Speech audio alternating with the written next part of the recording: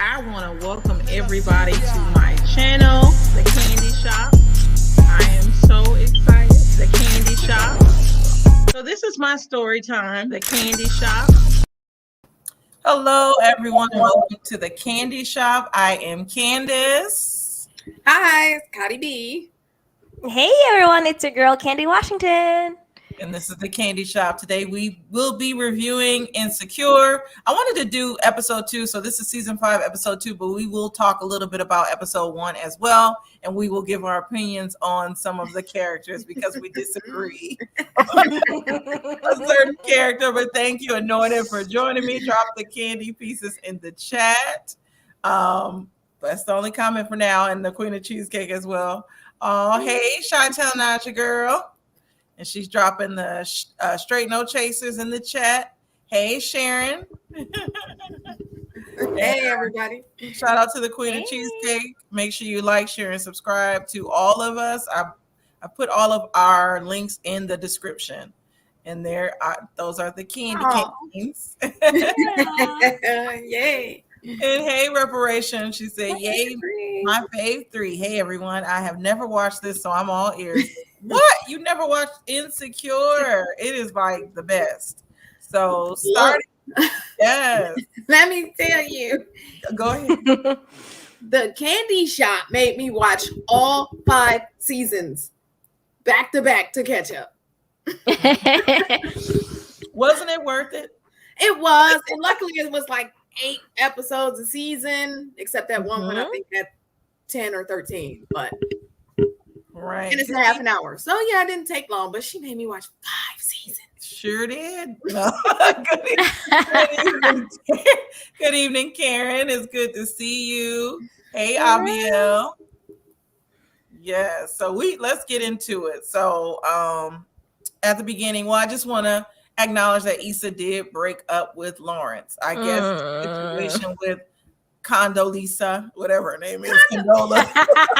Condoleezza. Oh my God. Well, she was very Condoleezza. She was. Oh, okay. Holier than thou. Holier than thou. Condola. Yes. And see, we're already disagreeing. Condola. I did not have an issue with Condola. I mean, when they became friends, neither one of them knew that she was dating Lawrence. And yes, I probably would have split the friendship after I found out, but I don't hold it against her. Yeah, I don't know.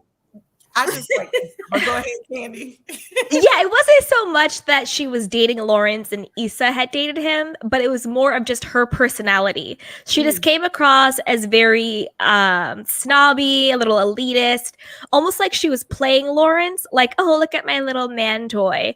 And it really came to a head when she had her like bougie friends over and they were kind of making fun of him and he was trying so hard and he kind of was like an idiot. But I thought it was actually kind of his karma. Because I know we're talking about episode 2, but just overall in this season, Issa's character really held him down when he was kind of, down and out or whatever. But then when he got his come up in the tech world, he kind of got too good for her. So it was kind of like Condola had been treating Lawrence the way Lawrence had been treating Issa. Yeah. Like, oh, now that I have my come up, now that I'm in the tech world, I'm hanging out with these cool bougie people. Oh, you're just doing your little non-for-profit stuff, like whatever. I'm like, it's like that cliche. You hold your man down while he's trying to get his degree or his MBA or whatever. And the moment he pops off, he's on to the next. I think it kind of reminded me of that. I'm laughing at Anointed. She said, laughing my A off now. Condola is a single mom. How bougie is that? We don't.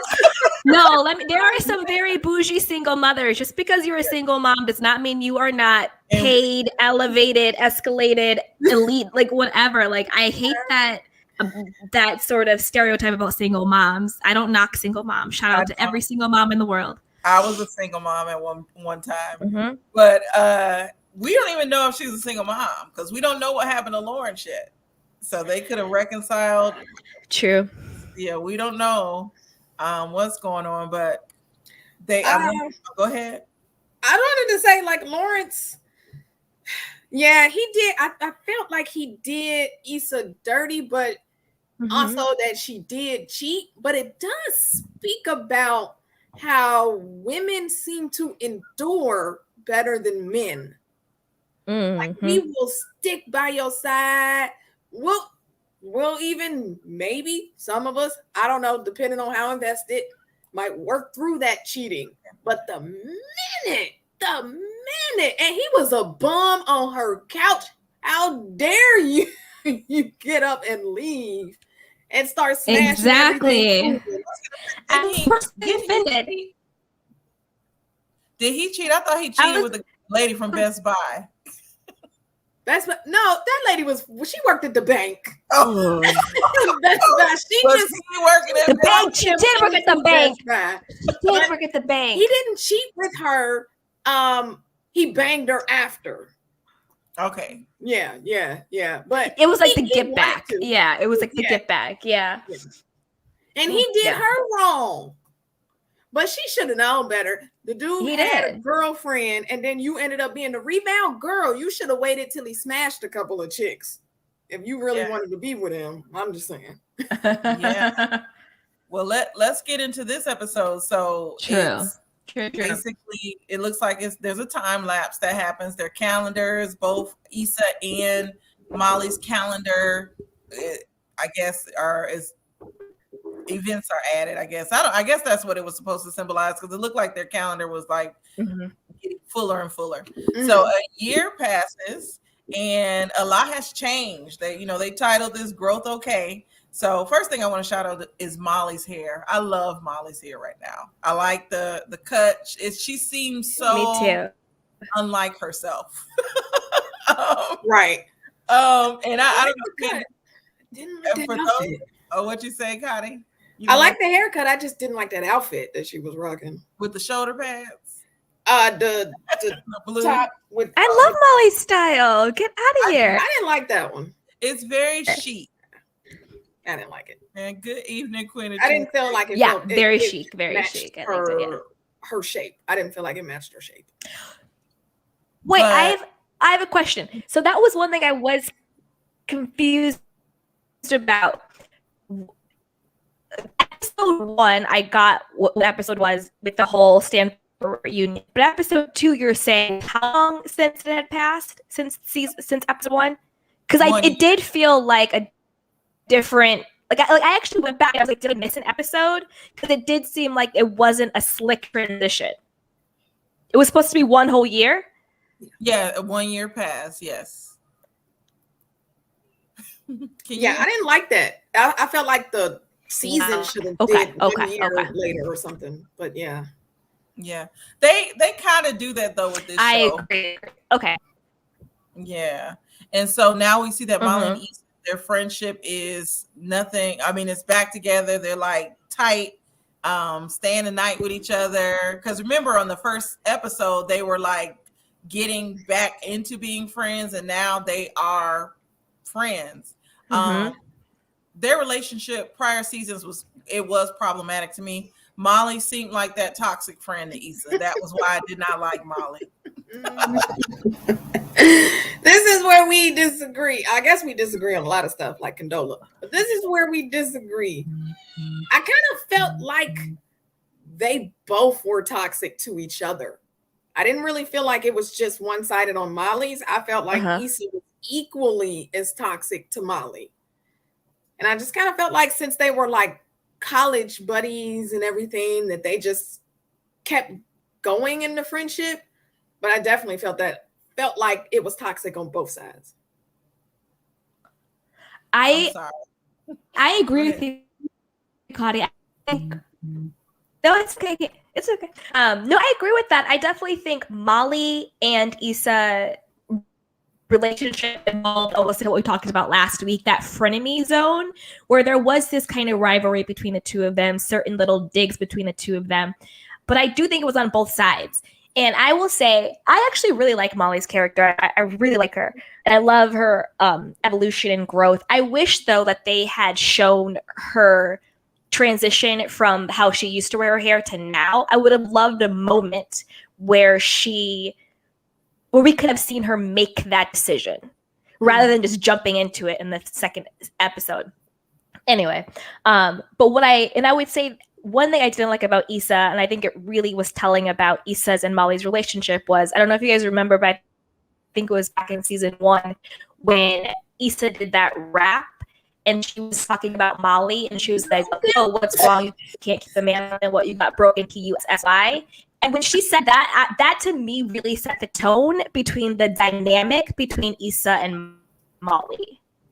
Like, you're my friend, you know, movie stuff, and you want to get up on stage and say, I have a broken PUSSY, and that's why I can't keep a man. Like, I thought, and then Issa was that toxic friend who's like, oh, I have a man, and kind of tries to make you feel inferior to her if you're single, but yet her man is like this broke bum on her couch, and their relationship is toxic and not even good.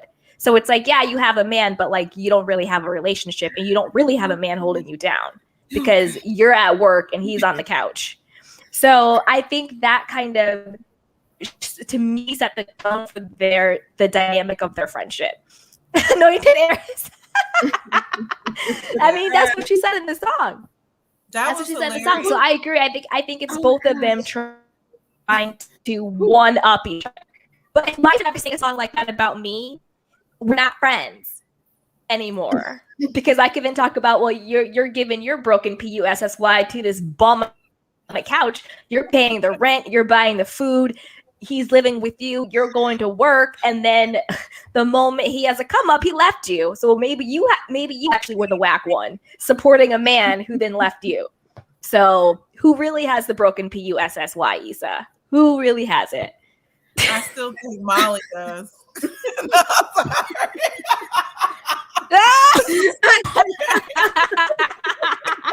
No, I think Issa does. I guess. And I remember, and what was it last season? Go ahead. I was gonna say the reason why I don't like Molly. I mean, both of them did things to each other, and I just really felt like the friendship outgrew. They just outgrew each other. They're two different people. Molly, to me, is always taking digs at Issa. Like, Molly needs kind of consider Issa her flunky friend. And I do not like people like that. Molly herself was turning into an elitist. And she was, because wasn't Molly cool with Condola too? Or no, she didn't like Condola when they met. But they seem similar. I don't know. I'm team Issa. Issa's the star. And so yeah. But Molly's the breakout star. Yeah. Now, I like, if she would have been the way that she is now, I would have liked her the whole time. Secondly, the reason why I think they went a year ahead, you know, this is the final season, so they're trying to wrap up the story. Yep. So that's, I know that's why they sped it up like that. 100%. Yeah. You know, the broken kitty. Didn't Issa have that song that, like, maybe that rap already wrote, and it wasn't necessarily about Molly, but she told her, like, when they were out, she told her, like, well, maybe yo is broken, but I kind of felt like she already had the rap, like it was a rap she had. I don't know. I just no. The song was about like Molly, and they had that whole. I did feel like it was.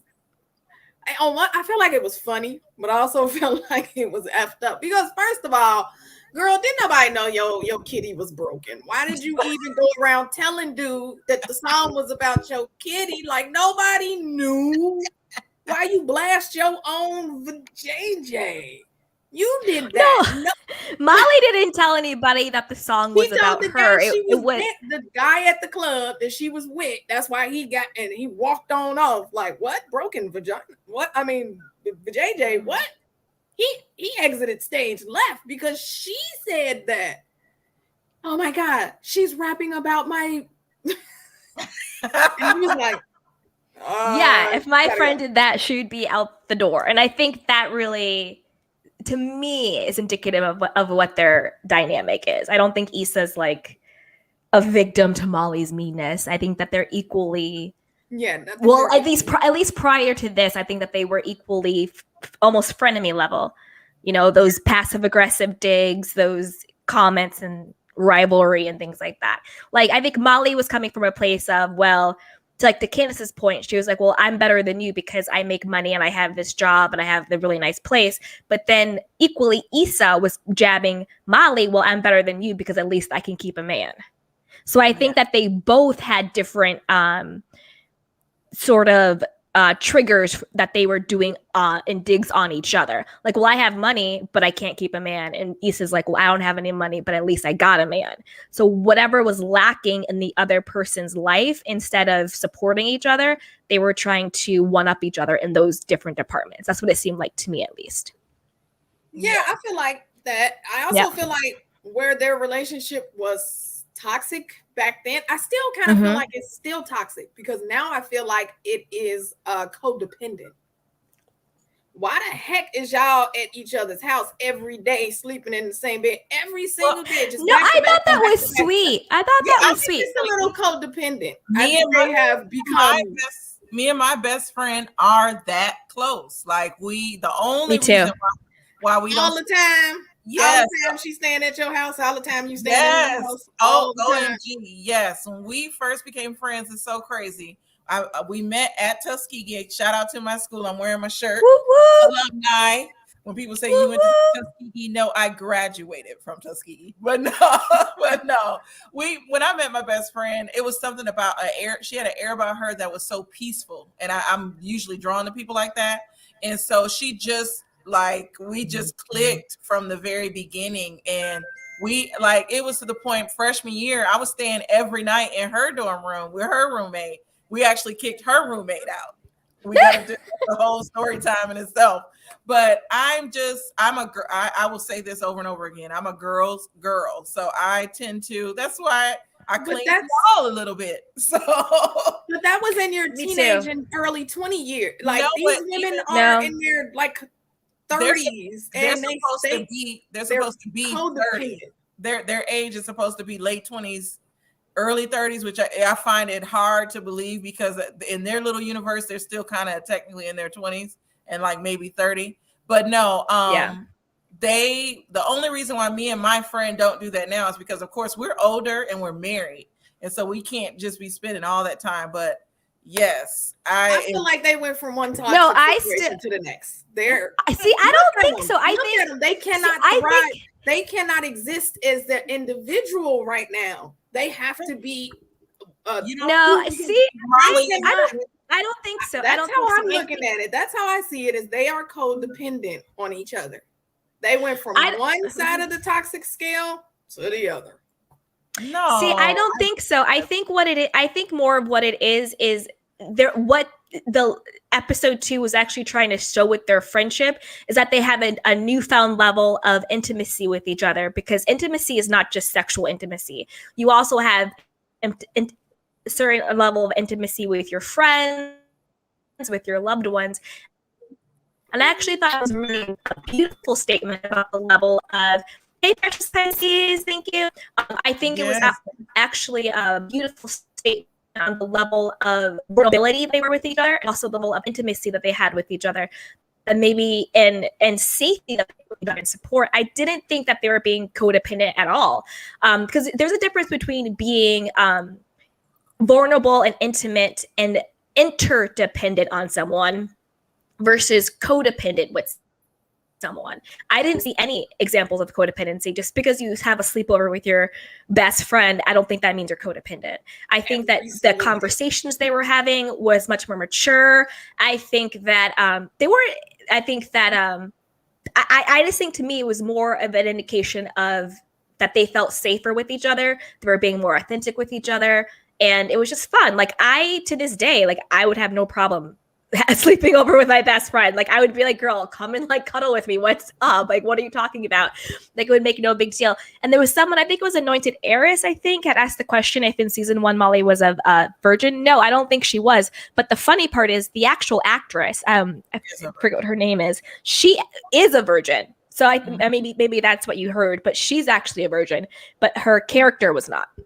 Yeah, because I was going to say Molly was having an affair with that married man. They were banging it out on one of those. Molly was getting it in all the time. Yes, thank you, precious Pisces 69, for the super chat. Yes. support. Thank you, lady. Thank But you. no, I love Molly and Issa's relationship because it is rare that they show Black women getting along on TV. Exactly. So, Yeah. and it's like I would hate for someone to think like, to me it didn't look like codependency. It just looked like two soul sisters spending some time together, because sometimes you just have that connection with somebody and it doesn't even have to be sexual. It's just you love being around this person. They make you feel good. And so I'd rather we're going to talk about the end of the episode. I'd rather Issa be with Molly versus some man that gets up and leaves when she falls asleep. Oh, me too. I was pissed when he left. Yes. Do you want to get into it now or later? We will talk about that. Lord. Look, Yeah. I'm not saying you can't spend the night with your best friend. I'm just saying it seemed like every single day they were spending the night, and that is codependent. Every single day, that's codependent. I don't think it was every single day. I think they just showed a couple of nights in an episode. I don't think it was meant to be like every night. They weren't living together. They woke up separately because Molly pulled out her bullet and Issa had her and Lisa had her toothbrush. Yeah.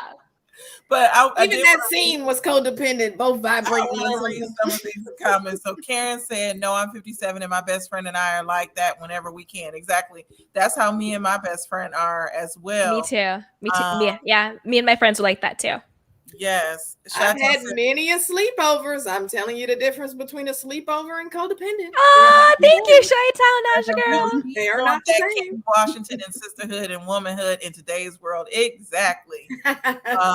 That's what I heard. Woo-woo. And Anointed said, yes, Yvonne is a V in real life. Yes. Oh, that's a V in real life. Yes. Yes. Oh, okay. Yeah, she's Nigerian as well. That's my friendship. She is Nigerian. Yep. That's Evangelist sisterhood. No, it is sisterhood. It is that's a truth. That's authentic friendship. When you can just be like, the season progresses, y'all gonna be like, well, it do look a little codependent. No. It's in the final season. I don't think so. I think I really think it was just to me, I thought it was a beautiful portrait, to Candace's point, of two Black women being vulnerable and safe in each other's presence and just enjoying that and being together. And rarely do we see that on television, where we see two Black women who are genuinely friends and are able to be that safe in each other's space and that comfortable. I don't know. I love it. I thought it was beautiful. And I thought it was, and I also think because, again, it is the last season, I think it was trying to show the evolution of their friendship, sort of how they went and the growth of the friendship. And to me, it didn't seem codependent at all. They seemed like they were supportive of each other, and then that, I love that moment when what's her name? Molly was like, "Oh, you got me a pillow," and Issa was like, "Yeah, I was tired of you, whatever." Like, it was just seemed like they were being like thoughtful of each other, and I thought that was like really sweet, and it showed a different type of intimacy that you can have with someone that's just not your romantic partner. Because with my best friends, we have a very intimate relationship. Obviously, I'm not talking about sexual at all, but I mean very intimate, where I can go to them and say, "Hey, like, can you hug me? I just want to talk about this or something." And I love seeing that Black women are allowed to be soft. It was a softness to them. And there wasn't fighting. and not always fighting, and they weren't guarded, and they weren't hard, and it wasn't any pretense. They were just allowed to just be with each other. And I thought it was really beautiful. Right. Evangelist said, no, the passive aggressive remarks on friendship. I think they were going through something, and friendships go through things too. Me and my best friend have gone through stuff, but that's what, if you can come back together after going through something like that, that is your real friend. Yes. Sometimes it hurts, and sometimes this friend a lot of times seems so much more closer than your own family. Like, I can literally go to my best friend about anything. So when they gave me and my friend a dislike on my post, I literally you took that personal. I told you. Khadi, listen, when and if we ever hang out, expect some snuggles, sweetheart. Like, you're gonna get some snuggles from me, and you're just gonna have to surrender and let it happen. I'm coming to, you're going to get some snuggles. Yes, Candy, you better have specially made pillows for us as well. with our names. I like monogram things. I don't mind affection. I actually love affection. Yes. That just looked a little codependent to me. It's one thing to be like, yeah, we spending the night, and then it just seemed to me they were spending the night. They was at each other's. It was just over and over and over. Thank you. I'm just like, okay. It seems like they're using each other as a crutch in order to get over what is going on. And if it's a fracture or something happens and they can't get to the other one, how are you going to get yourself? See, I thought that they were just looking to each other for support. And that's another beautiful message. You don't have to get through stuff by yourself. Like, we're as human beings, we're supposed to look to our sense of community. And by community, I don't mean like the broad sense of community. I mean, like, who is your community? Who is your tribe? Who are your friends for support? And I think it's beautiful that they're not thinking that they have to tackle every obstacle, get through everything, suffer in silence, be strong by themselves. I think it's beautiful that they're saying, hey, this is what I'm going through right now. This is my best friend. It's great that I can lean on someone to get that support. We don't have to always be strong. Right. We done right now, Niger girl. I am doing an assumptions video. So if you have an assumption about me, make sure I'm gonna do a video about it. Make sure y'all respond. I love when we go on our soapboxes, but let's get back to the show. We have a lot to discuss. So the next scene, of course, she meets with Nathan, which is one of her old ex-boos. She's helping him with his anniversary for his barbershop. Mm-hmm. I can see the wanting to get back together at first. I can see it. But what do y'all think of that? The reconnect, the vibe between her and Nathan, because they go on like a little dinner meeting, but it looks like a date. What do y'all think of that? And we know Nathan, isn't he like bipolar or something? Because he disappeared for a while. Yeah, he's bipolar. Yeah. Originally, when they first met and they got along great, it seemed like he was a good person for Issa, because she be in her head too much to me. And we see her in her head in the mirror all the time. But it just seemed like this is a guy who could actually get her to just like be in the moment. You don't have to overthink something. I wasn't a huge fan of the B&E that they were doing at that house when they first met. You said B&E. B&E. Breaking and entering.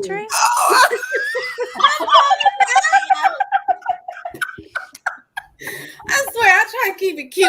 No, nobody ever keeps my doggone phrases here. I said booty. Oh my god.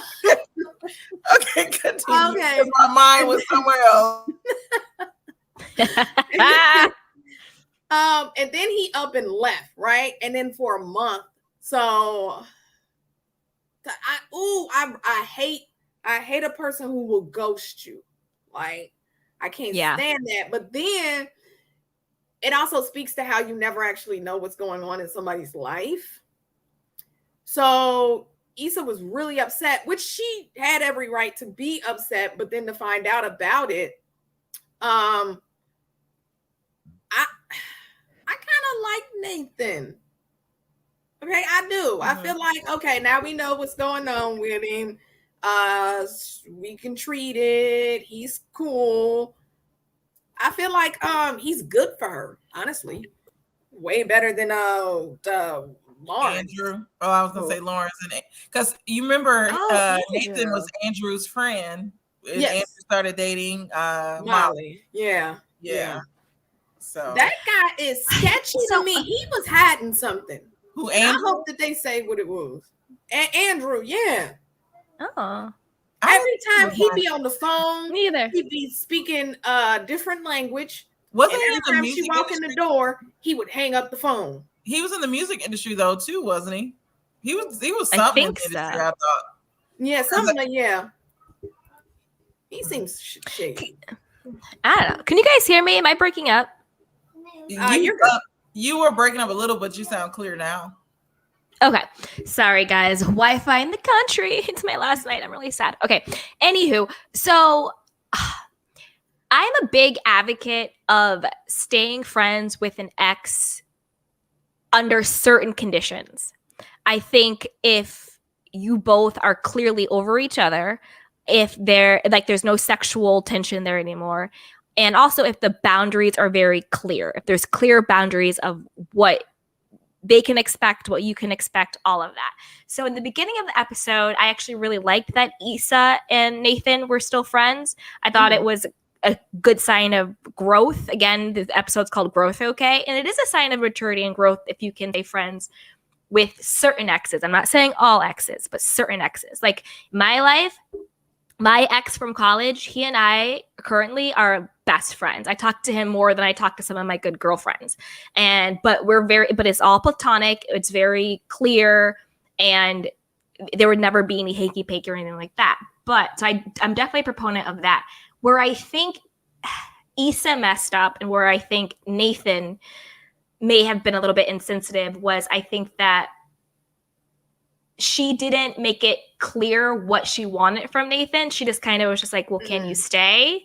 And he was kind of like, oh, okay. Like he was kind of even taken aback from that. So it was almost like they didn't have that conversation of, well, what does stay mean? Does it just mean, hit it and quit it? Does it mean we're going to try and get back together? Like, I think it's always a slippery slope when you try to jump back into bed with an ex without having certain conversations. I did really like, I didn't like that. I'm not saying I like that she was in pain, that she cried, but I like the fact that they ended up not sleeping together and they showed, again, what I love with it during the season is they're showing the softness and the vulnerability of Black women. And when she started to cry and she was saying, and she really kind of owned her sexuality in a different way where it wasn't something that she was just going to so freely give because it meant more to her in that moment. And she realized that she maybe wasn't over Lawrence yet. And she was like, yeah, I thought it was right. Which is why when you said it was a year later, I was like, wait a minute. Her and Lawrence broke up a year ago and she's still crying with the ex, but whatever. So I did like that moment. And I had something very similar that happened to me before. But anyway, that's a different actually had something similar happen to me like that as well. Yeah. There was no bed involved, but there was a kiss and there was some tears and So I love exactly. I think it happens way more. I had never seen it on TV before. So I really love that they showed that that softness and that vulnerability to her. I like that he didn't pressure her into anything. He was kind of just holding space for her. I thought that was another beautiful moment where he just held space for her to cry and to be. I didn't like that but the one thing I didn't like about Nathan, I didn't like that he left. I would have loved if he would have stayed and just held her and just held space for her for the rest of the night and was just kind of with her. Her waking up alone, I'm trying to put myself in that situation. If I had done that and I woke up by myself, I would kind of feel a little raw. I would kind of feel a little bit exposed, I guess. I would have wanted him to have stayed. Yeah, with or without the sex. That's kind of what it got me. Yeah, that speaks volumes of what he really thinks of her. That would have told me because she took the chance. To me, it does. She took the chance of inviting him over. And especially at a vulnerable time. And we already saw that it was a little bit of chemistry between them when they were meeting up. But to me, knowing that everything that we've gone through and everything for him to leave, that would have been a notice to me like, okay, this might not be the person that I invest some time in. Yes, I cried, but the fact that you leave when I fall asleep and you can't even say goodbye to me, that to me, it just, I don't know. I would have felt very disrespected. Like, oh, so if I would have had sex, you would have stayed. So that, or if we would have had sex, you still would have left. That would have sucked even more. Just him leaving, regardless. Him leaving because they didn't have sex and she cried, and then him leaving right after sex. I think to me, both are disrespectful. If you're gonna sleep with me, stay the night, and if you're gonna say you're gonna stay over, we're supposed to still be friends, and I'm being very vulnerable with you and open and raw with you, and you leave, that's disrespectful on both counts. He shouldn't have left, point blank, period. Yeah. Either way you look at it. I think that definitely speaks about the difference between men and women and how we think differently. As women, we would expect that, but we can't expect the man to think like us. He's not going to. It is. It is. We are trying to force the man to feel the way that women do, and they don't. But the thing is, yes, it is. Like, we held too much. If she really wanted him to stay, she should have opened her mouth and said something. Because men are not mind readers. They don't know how you feel. They don't even realize that could make you feel bad. They do not realize that. And oftentimes we as women put our feelings onto a man. You should know. How? No, I don't think that's the situation. I want to say this. Oftentimes we allow men to treat us any kind of way though. And they get a pass by saying they can't think like us. This man knew that she was crying. He knew their relationship. And so I feel like they were better than that.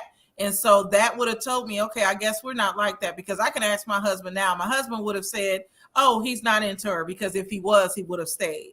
Like my husband says that. And it's not about even thinking for me, but it's the common decency of knowing that it's fucked up. I'm not even gonna lie. 100%. He probably didn't 100%. He probably saw it as he was giving her space, not even understanding or realizing. And that's what I'm saying. If she wanted him to stay, she should have just said something. Stop expecting them to feel like us.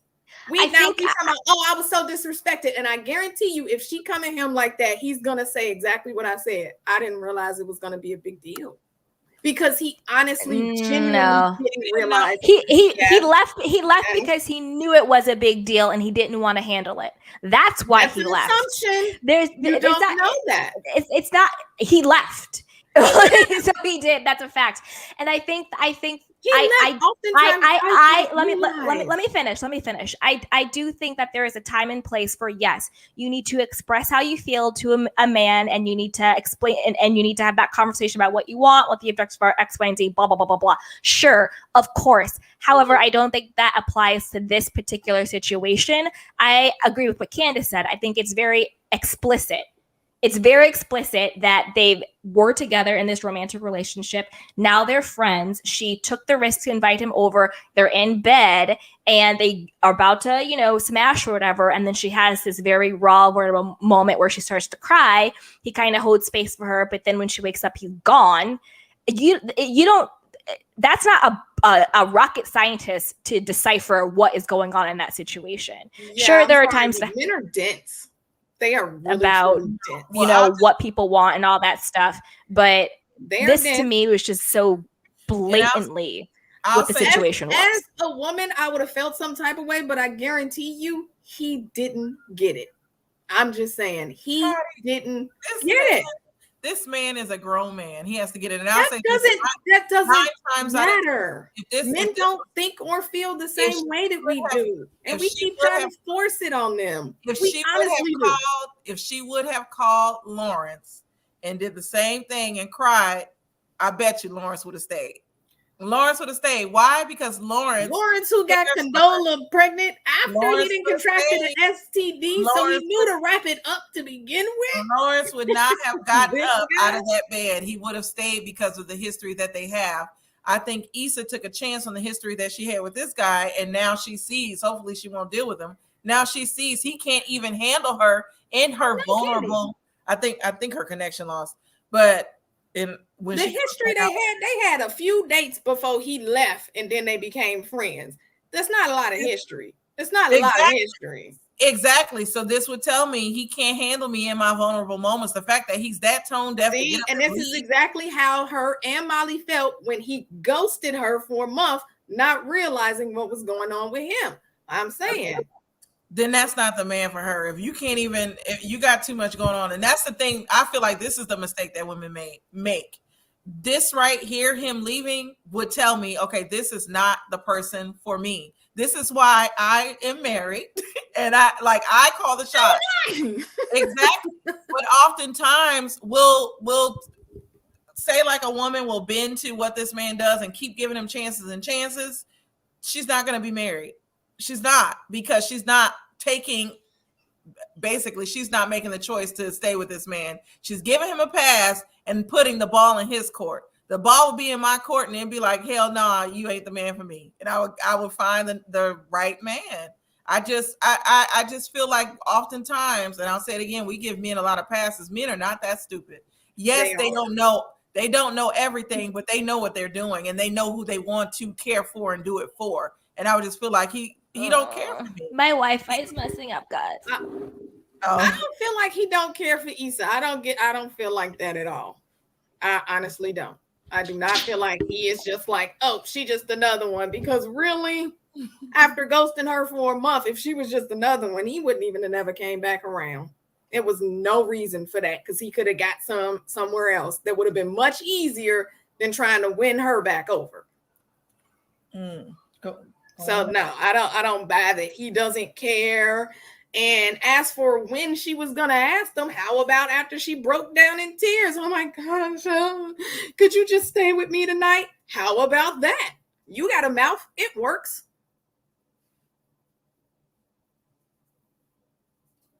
He didn't know he should stay the night. Yes, Val.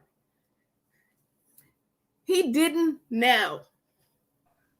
Oh, he definitely knew. He didn't want to deal with it. That's why he left. He definitely knew. And that's another thing. We can't coddle grown men. We don't want to have to train and teach a grown man.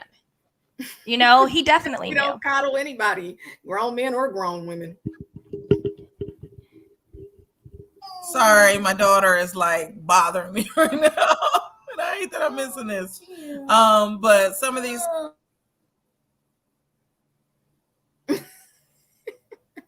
I'll be right back. But further talk about your opinions on this. I gotta make her go in the room, so I'll be right back. All right, no problem.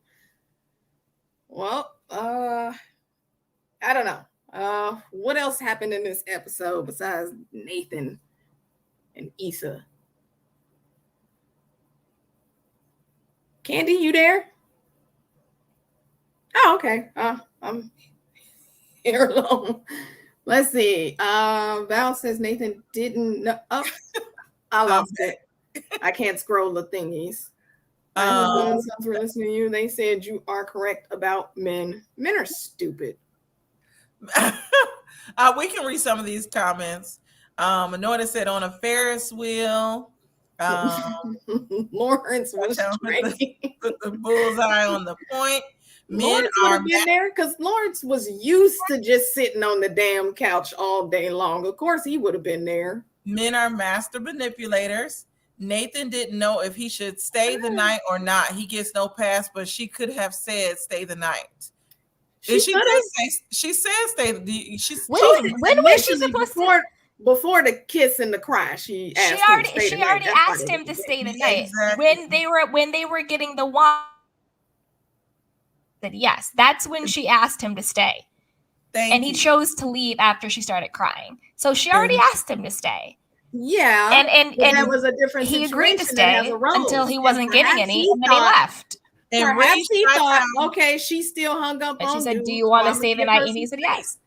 Read Chi-Town's comment. She said, at the candy shop, my husband and sons were listening to you, and they said you are correct about men. They're going to treat the right one, whatever woman they are really into, the right way. This man is not into her. And then she already said he's dating other people. Did they say he did like why would he not be dating someone else? They're not together. This is the reason why I say that, and the reason why it's relevant in this conversation is because she took the chance. To me, she took the chance of asking him to stay the night. But with all that he has going on, maybe he has one of those other women that he's dating that he's more into that he would have stayed the night with. And that's the point that I'm trying to make.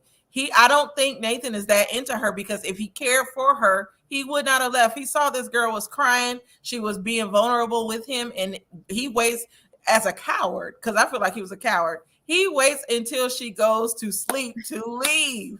Like, if he was going to be real and if he didn't know what was going on, he could have left when he realized that they wasn't having sex. Like, I'm going to go. I'm going to let you get yourself together. You think that would have been better? It either way. I felt like that would have been cruel. I don't think it would have been cruel, but either way, it was cruel for him to leave. So I'd rather you just tell me you're going to leave than leave when I'm asleep. Like, be man enough to tell me you're leaving. Then that's just me. I'm sorry. I get strong about Well, we will see what happens and why he left.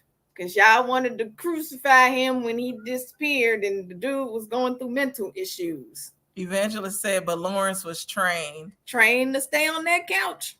Karen said, remember, ladies, we are the table. What you serve will determine if the man chooses to continue to take a seat for life. That is true. All cute, baby. Y'all saw my daughter. And she had taken my lipstick today. She took this. She loves taking my little MAC lipstick and smearing it everywhere. She had it on her face. And she was like, Mommy, I'm a clown. And I'm like, is that what you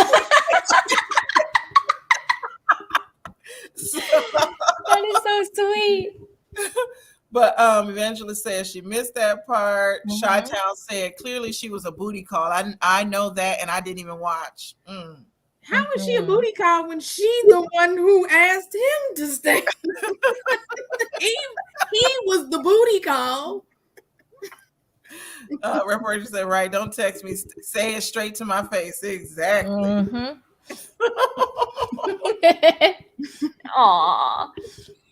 But let's go back to the show. We got stuck on Nathan. So Molly met with her parents, and they tried to set her up with this gospel artist what is he, a choir director? I don't know what he was, but he played the organ. Yeah, he remixes gospel songs to trap music or something. It was like Jesus gang. Yeah, he was old in the book. Gang. Oh, see, Chi-Town said exactly, Chi-Town, because he was not invested in her and didn't want to be. Exactly. That's it. They are not in a relationship, but they are in a friendship. It would just tell me we need to stay friends. I'm not investing any more time in taking it further than a friendship. And I probably wouldn't talk to him for a few days. Like, damn. Same. Now he was fancy. Talk about the organ dude. He was fancy. She talking about he looked like an old man. Not the Holy Ghost trap. Jesus gang. Jesus gang. I was so mad. I would have been so mad at my mama. Like, really? And he was shorter than her. Huh? He was. And his name was Herbert. Herbert. Oh my gosh. He became a deacon at 15. What a catch. Y'all remember Molly showed Issa the picture? Issa talking about, nah, his father looked nice. Where his picture? Like, show me his picture. His daddy looked good, but show me him. Like, I ain't gonna play that dude like that. But let's go to the sexy Krishan, played by Kofi Siriboe. That character was interesting, and so Issa is basically representing him for her block. I haven't even figured out what her company is yet, but I know she when they showed her at that book event where that lady was like, you saved my life, I would have been like, she froze. I was like, say something. She just stood there.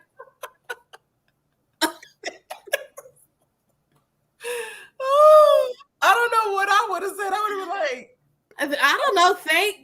Thank you. You welcome. I would have just gave her a hug.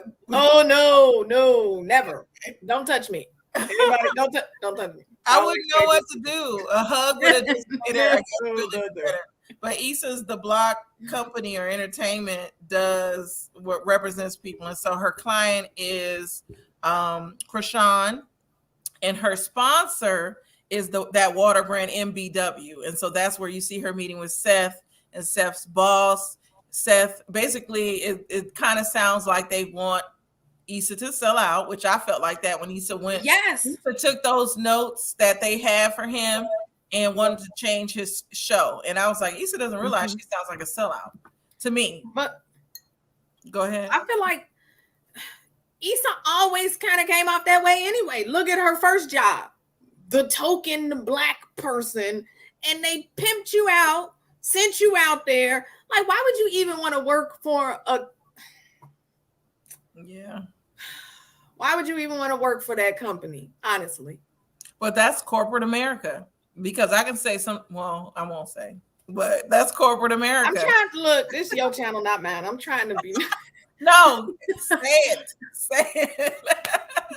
Corporate America, like sometimes it does feel like you have to sell out or you have to fake it to make it in order to make it in corporate America. You have to play the game. And that's why that's why I have this YouTube channel, why I started my company, because I in the future want to work for myself.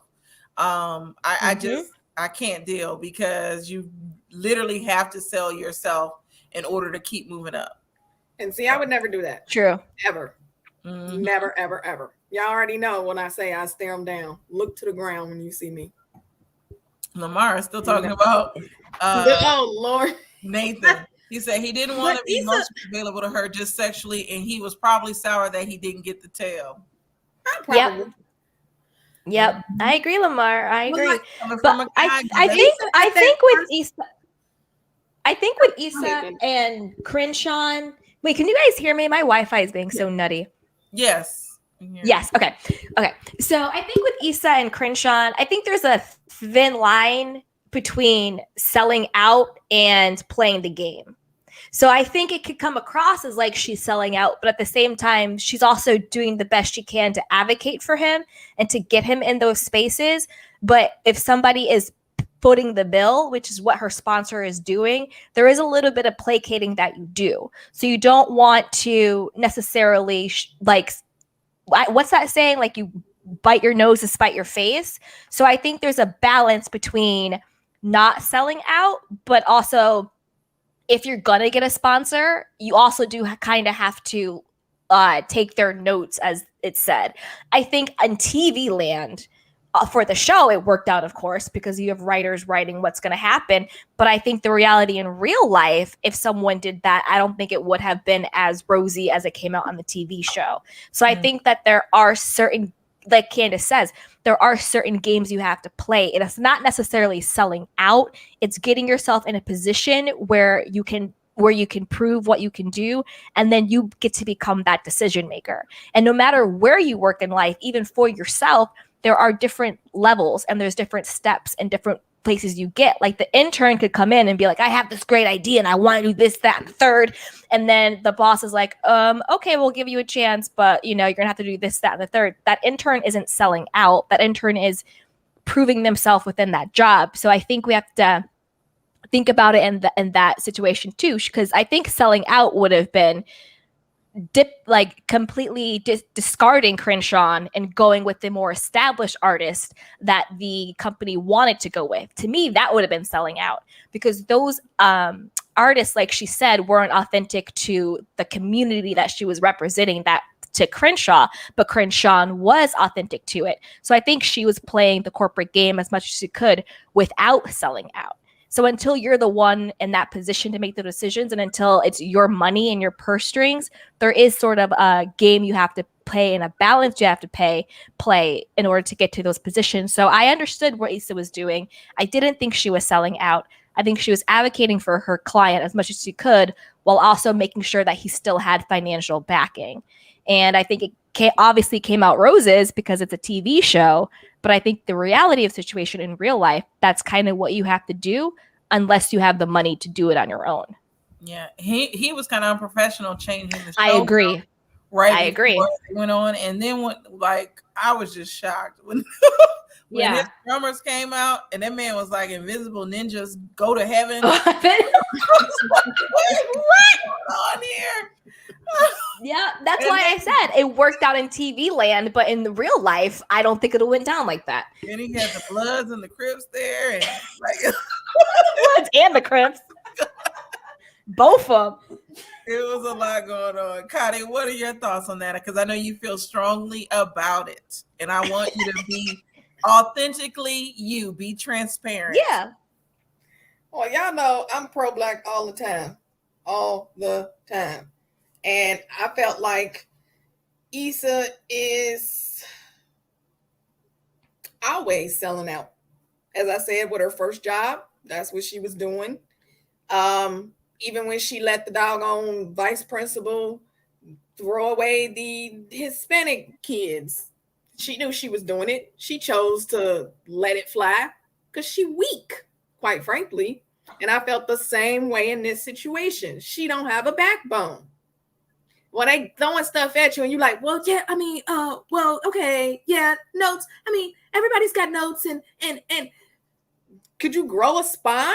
Like, if you don't want the change, just say something. The only thing they can do is say yes or no. But instead, you want to plastic the man because, oh, they the ones that got the money. They the ones that got the power. They the ones that can make it happen, blah, blah, yada, yada, yada. But you didn't need them to do the first event, and somehow you now need them because you could have made your company on your own. Maybe not as fast, but you wouldn't have had the man breathing over your doggone back, telling you what is and what isn't good for your neighborhood. I just didn't see it like that. Like, like I think she was advocating for her client as well as negotiating with the sponsor, which is what you have to do in business. I don't think it was a black or white thing. I think it was a business thing. And I think that that's what happens when you have a sponsor or a backer.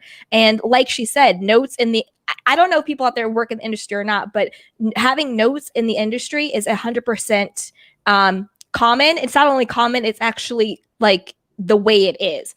And notes just means comments on whatever the project is, whatever the production is, whatever the performance is. So notes in that context literally just means feedback. That's all it is. And that is standard. And I think that and I think that and she did ask for what she wanted, and that was the response she got. So it's like, do you again, I think there's one thing to stand in your authenticity, and there's another thing to self-sabotage yourself and to die on a sword that you don't have to die on. You know what I'm saying? Like, I just think that that's just not how it goes. I don't think it's a black or white thing. I think it's just a business thing. Whether because for example, if her boss happened to be black, he would still have notes. He would still have pushback. It's not just because her boss was white. Like, it's not a black or white thing. It's just business. Like, for example, if I go into a partnership with a brand and they're going to sponsor me with something, they're going to have notes on the content I put out. They're going to have guidelines because they are the ones who are paying. They're paying it. You see what I'm saying? Like, like they are the clients. They are the ones who are paying. Matter.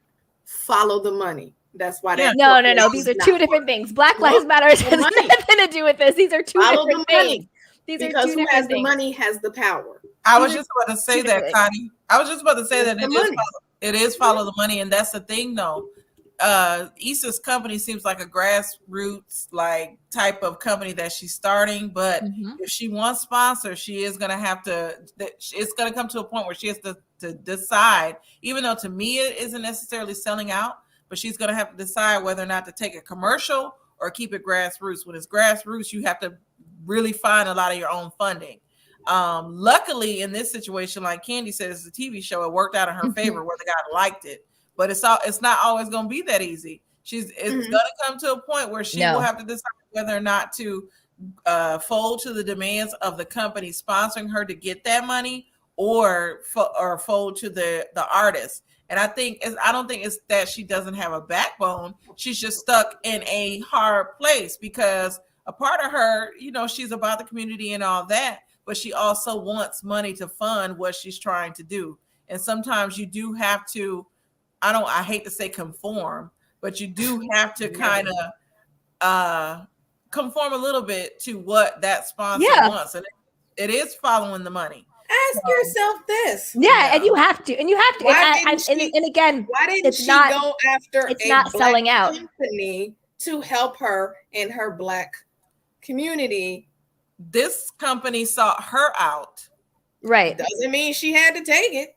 The thing All is, they though, want but again, black but I money. think this is the the thing. black This is the sponsors thing. weren't trying to work with her though, because I remember on the last season, I think she was Yep, when she had that mixer. small businesses. She had a But mixer, that was a Yep. year ago. but the But thing that's is, the industry. Your reputation follows you everywhere, no matter how long it goes. That is what the industry is, 100%. And I also think it's a very dangerous. There's one thing to support Black and to support Black owned, and there's another thing to alienate what is out there for you.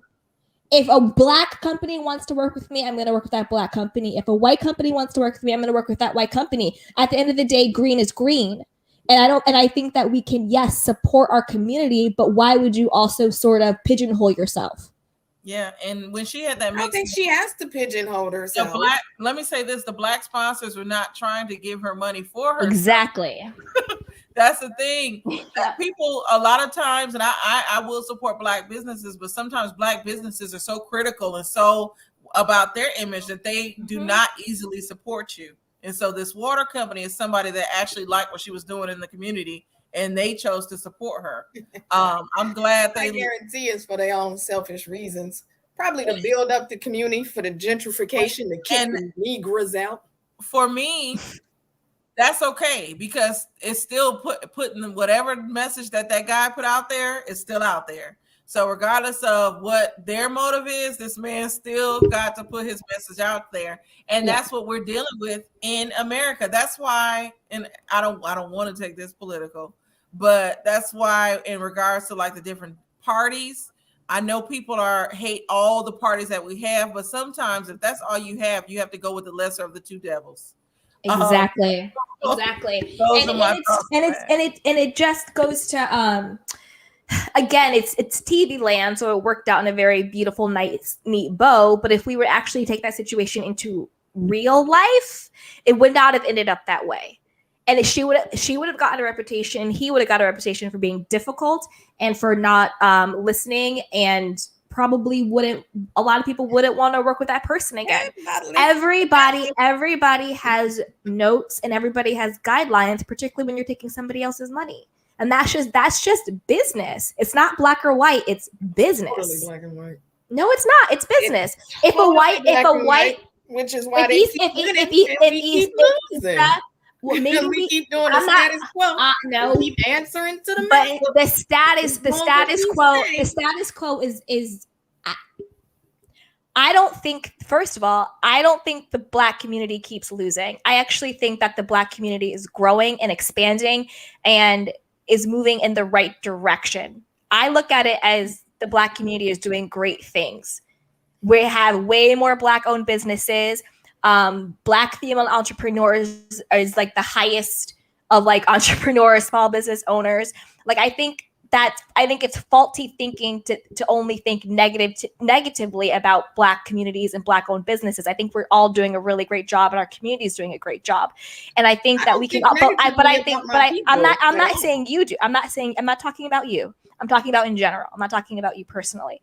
But I think it's a disservice to think that we are unable to work collaboratively with other types of people, and you can work collaboratively with sponsors, because that's just how it is. Until you're the person paying the bills, you're going to have notes, point blank, period. And even when you are the person paying the bills, if you're actually working in a collaborative space, you're still going to take notes from the person that you want to take notes from. And that is just called feedback. For example, on that TV show, Issa is the writer, right? She is the creator. She's the star, co-producer, co-director. I don't think she directs or anything.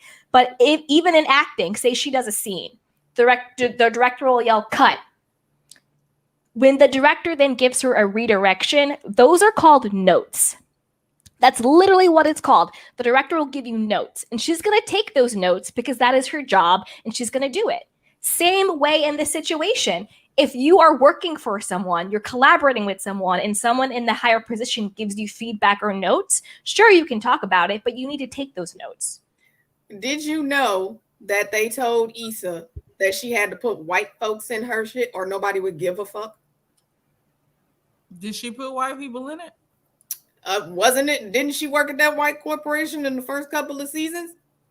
In the first season, I'm talking about real. Like they told Issa Rae that ain't nobody gonna give a flying crap about her show unless she put white folks in it. I have a question for you, Khadi. We could definitely talk about this on one of our ladies' lounge. Yeah. What do you think of those black owners that sell their companies to white companies or white owners like Lisa Price with Carol's daughter? You know, she sold it to a white company. I want to know your thoughts on that, and then we can go back to the show. Oh Lord, I think she sold out her people for a paycheck. Quite frankly, white people ain't never gave a shit about our hair at all. In fact, it's been unattractive, nappy, unprofessional.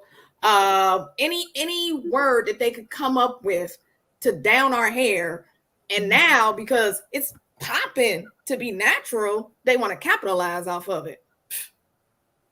Miss me, I would never buy a hair product that is owned by a white company. Yeah, F them.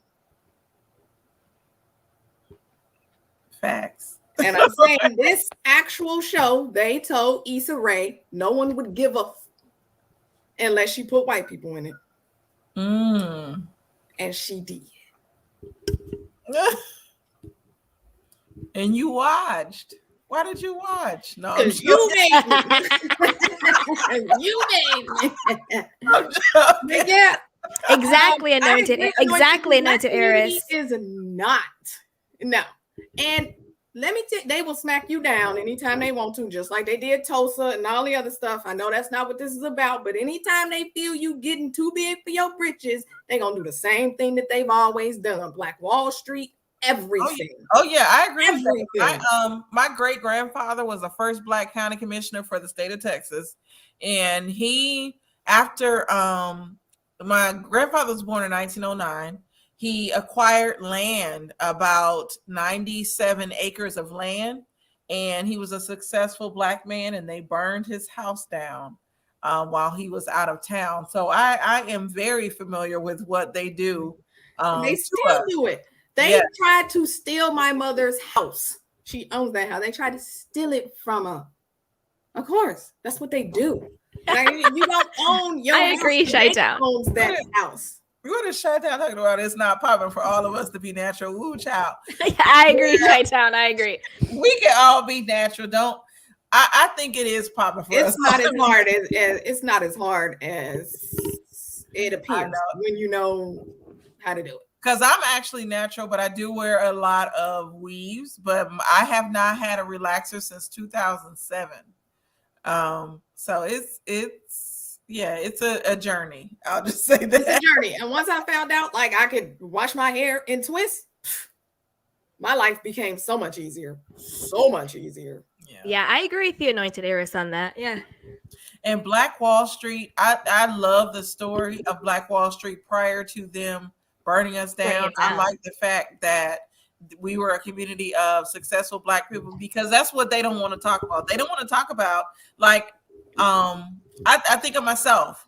I don't come from a lineage, I'll say that, a lineage, whatever the word is, of people that struggled. I come from people that had businesses that were in politics and all of that, but you rarely hear those stories. They always want to make it seem like it was just a struggle from the very beginning when it was not.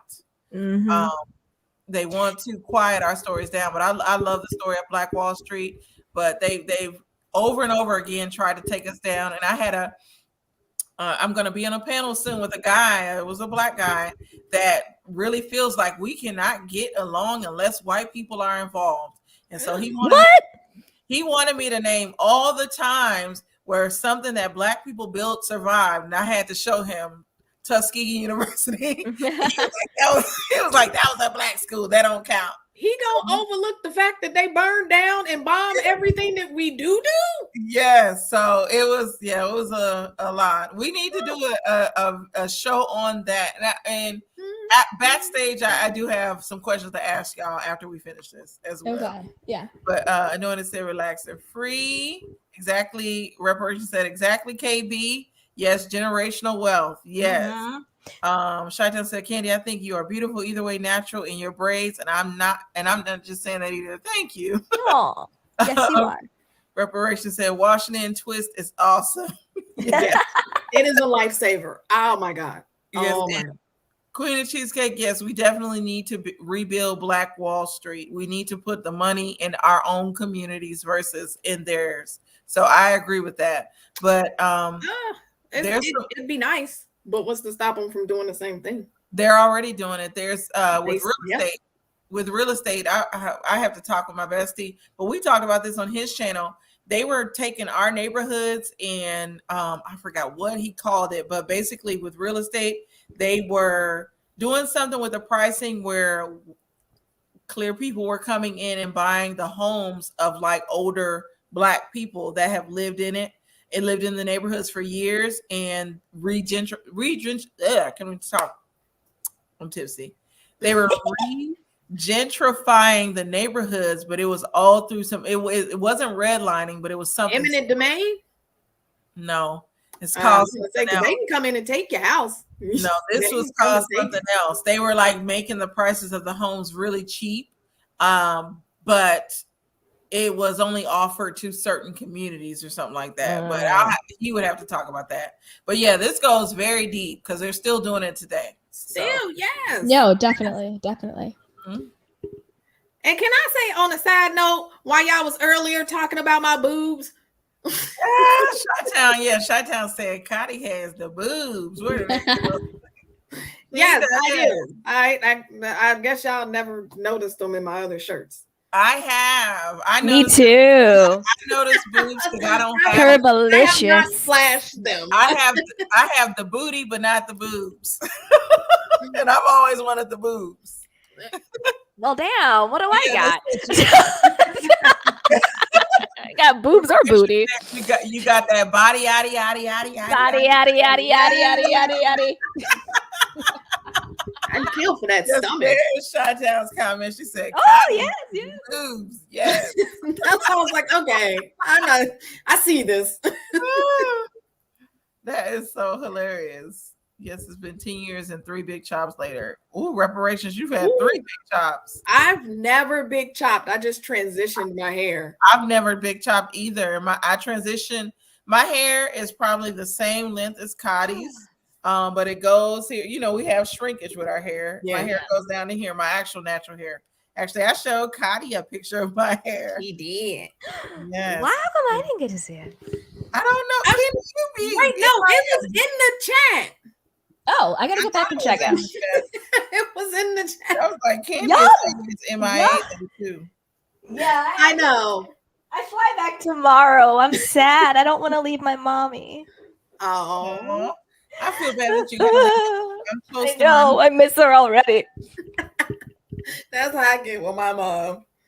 I'm gonna show y'all a pic of my natural hair, but I'm about to get some more weave. I know that's bad. But yes, we love our mommies. Queen of Cheese saying something. I chopped my head. I mean hair.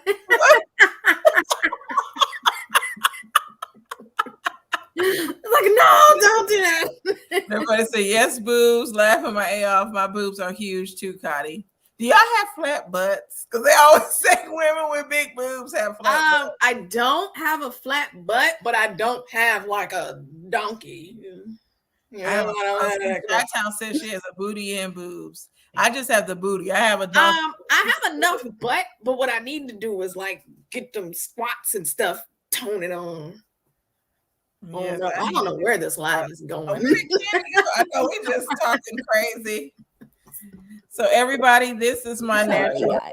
There it is there. Yes. I have a lot of hair and it's hard to tame. I don't wear mine out in a wash and go and stuff because it just tangles on itself too much. Oh, Chi-Town said, Candy, I'm gonna send you a pic of me. Send it, Chi-Town. I wanna say I'm gonna post it on here, Chi-Town. No, I'm sure. Oh, thank y'all. Oh, it was fuzzy on top and straight in. Girl, it was a struggle when I first started twisting because I know those straight ends be having you out here looking a mess. But That's how it was back in 2007. But my perm was going after a year, so I've just been natural. And then I don't even straighten my natural hair. The only part that gets straightened is like this little part right here when I do weaves and I do a leave out. But I don't even know with straightening my natural hair if it would stay straight. I tried it once, and by the time she finished my whole head, it was back puffed out. So I think you went to the wrong person. It was just, well, I went to a girl that did this hydration thing that charged me $100 to do all that, and my hair was straight for 2 days, and then it was back puffy. Ooh, yeah. Look, I told you. Oh, I'm gonna see if I can find that girl Chastity, who you. I remember I told you, who used to do a silk press on my hair when I lived in Atlanta. Mm-hmm. I'm gonna see because I know she totally moved, but her assistant still occasionally hits me up on like Facebook or something. Not $100 for an unsilked press. Yes, I was so pissed off because I'm like, first of all, I'm paying. This is what people pay for weaves here, and I'm paying $100 for this hydration shampoo and condition, and she straightened it. And it was cute, but I swear it was back puffy like 2 days later. See, that's like if I try to straighten my own. But I'm gonna see if I can find Chaz. I'm gonna see if I can find her, because it's silk press is aptly named. Ooh, Chi-Town. And I think I told you it lasted me a week, 2 weeks. Chi-Town is stacked. Can I I don't see no picture on my phone from Chi-Town. I want to see. Reverend said, "Oh yes, a real silk press will get your hair bone straight." The last time I had my hair bone straight was at Tuskegee. We used to have, every college has their own little person from a different place that does hair, and we would call it the Cali press because this girl, she was, and rest her soul, she's passed away. She died in a motorcycle accident, but she was from Cali, and she used to press her hair like the Dominicans. The Dominicans do the bone straight. And my hair was so straight, like it lasted for like 2 weeks. I don't know. I don't think I would go to the Dominicans. I know I heard they burn your hair out. Mm-hmm. Chi-Town, I'm gonna show you a picture. She may not want it shown, girl. But she got on clothes. that may not. She said that's all her, natural hair and all. Oh, she said I can show. Okay. So there's the first picture. She is stacked. Wait, where is that hair? Oh, yeah, she is stacked. Where is that hair sitting? I'm gonna show the natural hair on the other picture. She sent me 2 pictures. So this is her natural hair in the body. Sitting right there. Yes. Yes, girl. I love them shoes. Okay. We see you. You got some long hair, girl. Yes. I heard that too, reparations, but I thought that was like a long while ago. Plus, I don't know how you don't know or smell. In the Dominicans. Wouldn't it burn? And wouldn't your hair fall out? No, or smell it. You can smell a relaxer. Yeah. Your hair would come out because you have to put lye in it first, right? And you would smell the lye. Or not the, what is it called? No, the neutralizer. Yes. Oh, that reminds me of Low Down Dirty Shame. He was like, I heard that too. A couple of people did that, but yeah, that they would have been some dead ass Dominicans. No body, no case. Yeah. Exactly. Relaxers never worked in my hair. See, when I was a child, because I had a lot of hair, they would always be like, "Oh, she just needs a soft relaxer," because I don't have 4C hair. I have more of a looser curl. It's curly, but it's looser. And they would tell my mother, she needs a soft relaxer, and it would be so cute. My mother put a perm on my hair when I was 9, or a relaxer on my hair when I was 9, and messed up the texture of my hair. And so when I got to high school, she made me do my hair, and my hair broke off, and so I started going to an aunt of mine where she would do sew-ins, and by the time I got to college, my hair was back long. But yeah, these relaxers are not good. Yeah. Yeah, I used to get them just for me. Creamy crack. Yeah, that's what I got. They said that just for me was just a soft relaxer, but when I watched, what was that, Chris Rock, Good Hair? No, all relaxers are the same. There's no such thing as a soft relaxer. Yes. I don't like that Chris Rock did that. Like, can we not have anything for us? Like, why you gotta put us on blast like that? Like, come on, Chris. Like, come on. It's funny that he said in that documentary, they were saying nobody was buying the African-American hair. And now when you look at weaves, they have the African-American textures. Like if you want the natural texture to add. So that's funny that people are buying it now. Yeah. Chi-Town Niger girl, hit me up. I'm gonna lose about 32. Yeah, me and Chi-Town Niger girl are supposed to be accountability partners, and I was like, Candy and Khadi is my accountability. I drank that celery. I'm gonna say Chi-Town pick somebody different. I'm going to lose. True. Weight. Yeah. I'm going to lose weight. Did you or did you not take your smoothie this morning? No. I did. I do my smoothie every morning. I do my smoothie every morning. These because I bought $200. What are those products? Herbalife is supposed to be total control. Stimulates metabolism. I haven't even taken these, but I'm gonna take them. Well, you have to text me what's the ingredients in there. I Put that in the thing so I can $200 on Herbalife products. Wait, how much? $200 because I bought the shakes and all that. Girl, I can tell you something because you could have gave me that $200 and I could have put together a plan for you. I'm gonna say for a personal trainer with that money. Which, by the way, I go see my personal trainer tomorrow morning. Because I'm poor and shouldn't be spending all this money on this stuff, but I was like, it's for my health. As a trainer, he's on board. Wait, what does okay? Wait a minute. Go. Hold on. Can we join this situation? Can we join? Yeah, that's what I'm like. You said you're as a personal trainer. Oh, yeah. Like, can we join this? I didn't. Chi-Town, I didn't tell Candy about your husband's cousin yet. My husband is a trainer on board to help us. He does virtual classes too. Why I feel personally attacked right now. Why was I not invited to this virtual workout class? Like, I mean, well, she is. You know, her husband. Congratulations, Chi-Town. Yes. I'm just messing with you. Yeah, her husband has a YouTube channel, and she needs to post it. Yeah, post the link. Drop the link. I have a problem with sticking with something if I find it boring, and it's like I'm just like whatever. Oh, and Cheesecake says she has Indian in her family, so relaxers and coloring don't take too well. I'm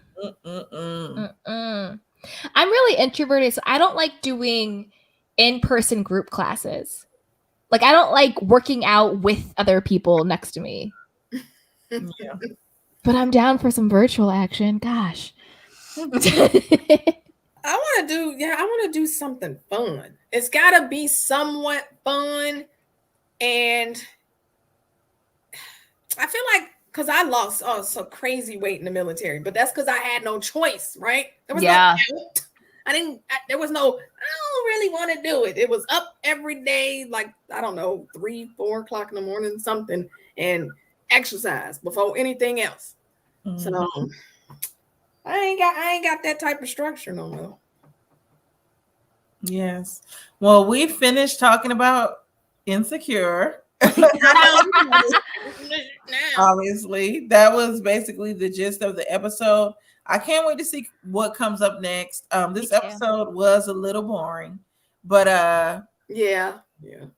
But maybe it's like it's setting up storylines for the rest of the season. Maybe, hopefully.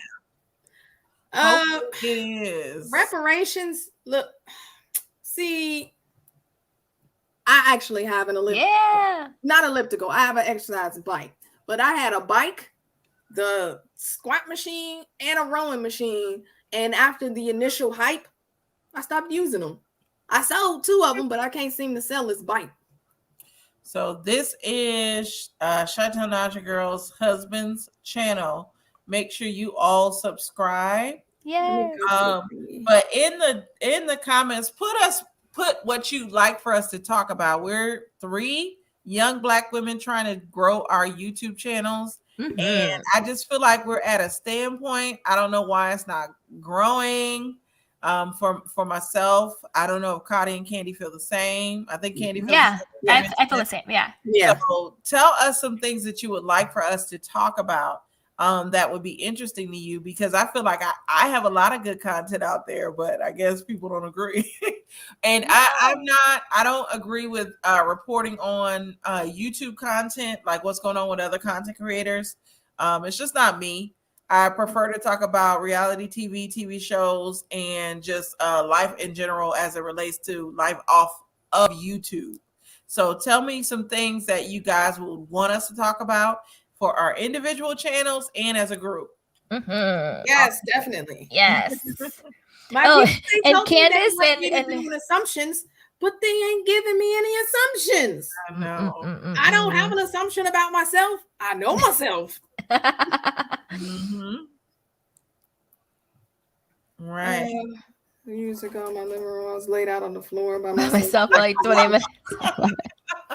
Oh, and Candace is Chi-Town. I was just kidding. I don't have to hijack your workout and get in shape stuff, but I will check out the hubby's YouTube channel and I will subscribe.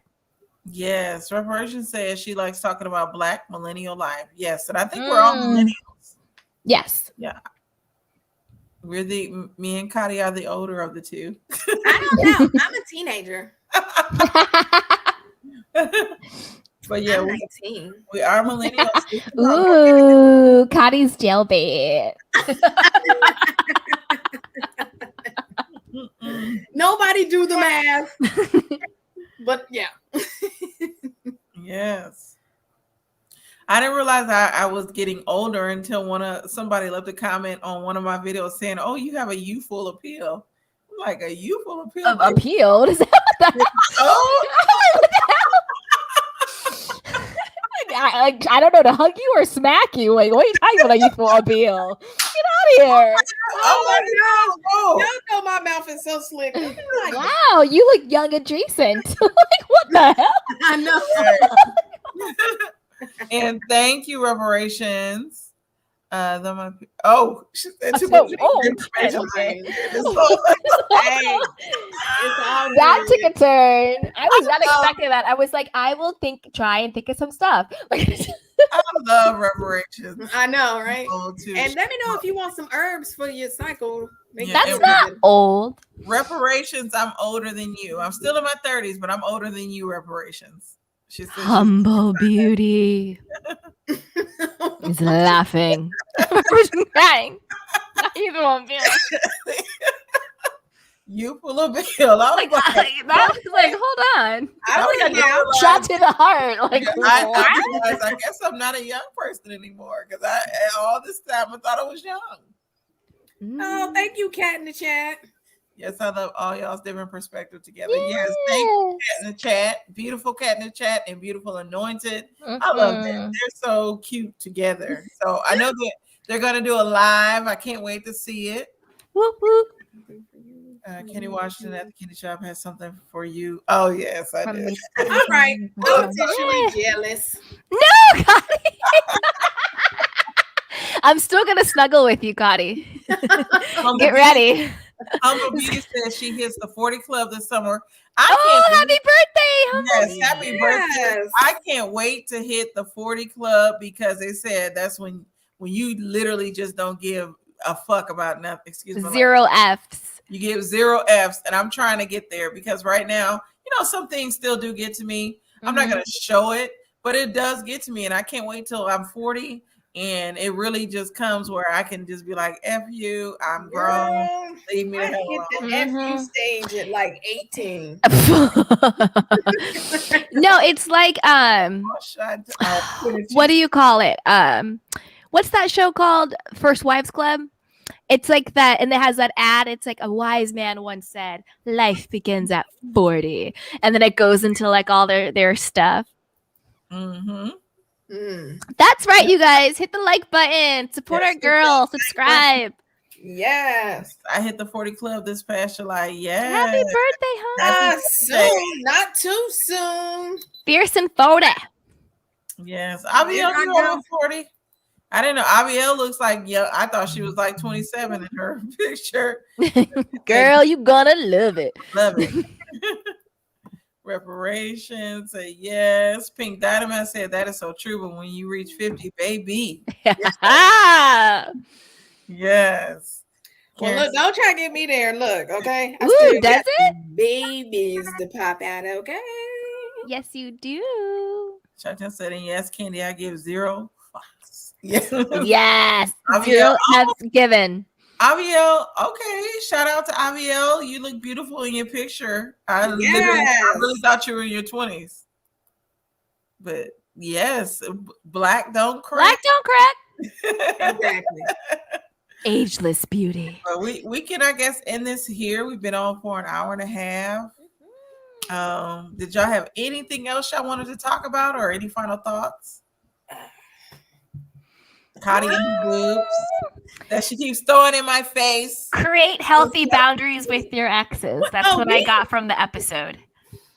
From the episode, Create healthy boundaries with your exes. I'm just down here hiding the tatas. Yes, Queen of Cheesecake.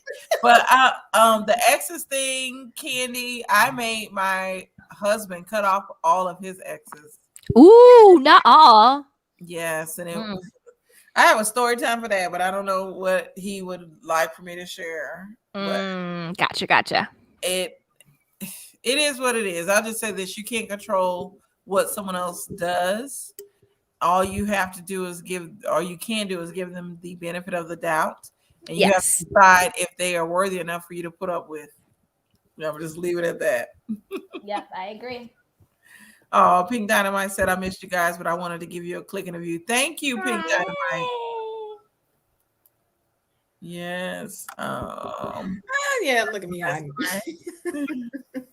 Look at KB hide and laugh out loud. I like calling you KB. Yeah, I like it too. KB. But I don't have any final thoughts. Candy, do you have any? Khadi? No, this episode, I think we made the episode sound better than it was. I know. I didn't think it was that bad. I didn't think it was that bad of an episode. Oh, Reparations said, Candy Shop, please write a book because I'm divorced now. I would love to know how you came out to find your forever man. Oh, I should write a book. Yes, I have a lot to say. Oh, House of the Princess. Hey. Hey, princess. Thanks for joining us. But yes, I should write a book about my divorce story and finding my forever love or for right now love. No, I'm joking. Mr. Right Now. I'm joking. I'm not gonna be a part of that. But no, he is my forever love. Yes, Queen of Cheesecake.